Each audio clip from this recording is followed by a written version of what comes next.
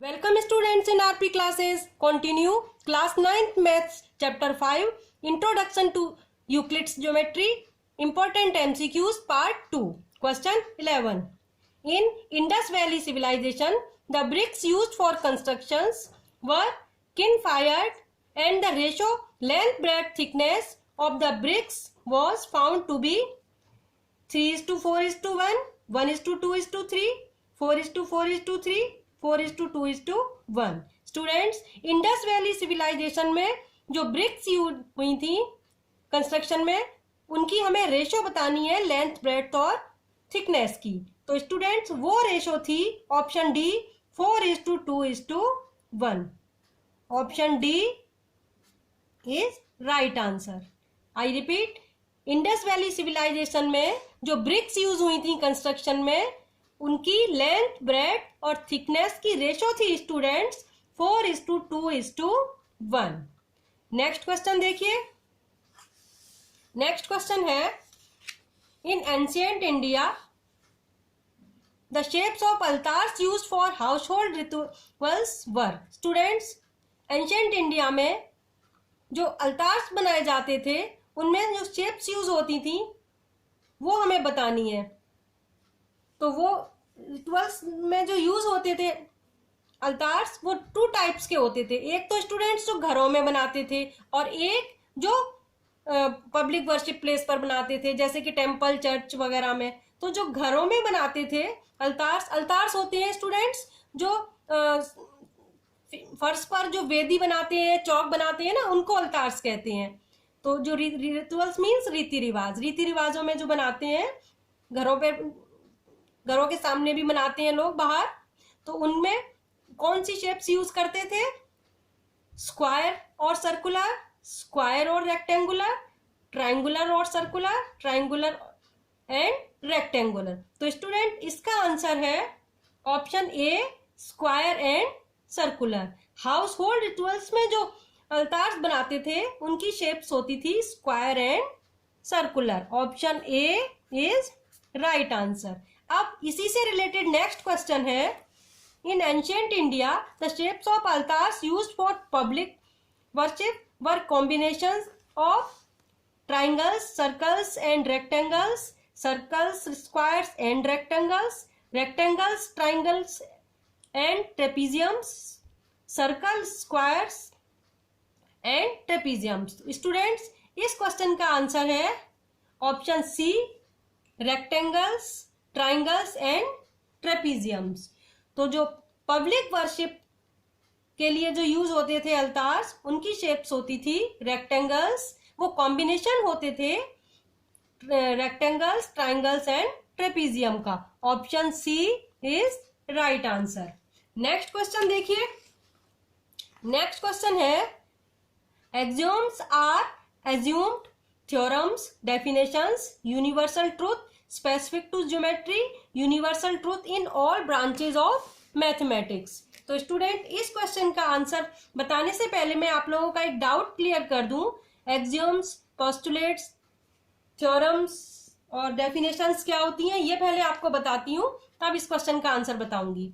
तो student, axioms और postulates are universal truth, they can not be proved. समझ आया? एक्सियोम्स और postulates are universal truth, they can not be proved. ये prove नहीं किए जा सकते हैं और ये यूनिवर्सल ट्रूथ होते हैं.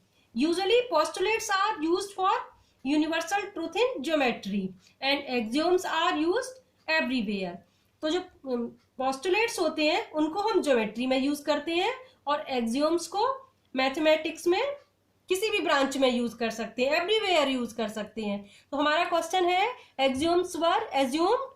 आंसर हो गया option D universal truth in all branches of mathematics. Option D is right answer. अब देखिए next question, which of the following needs a proof.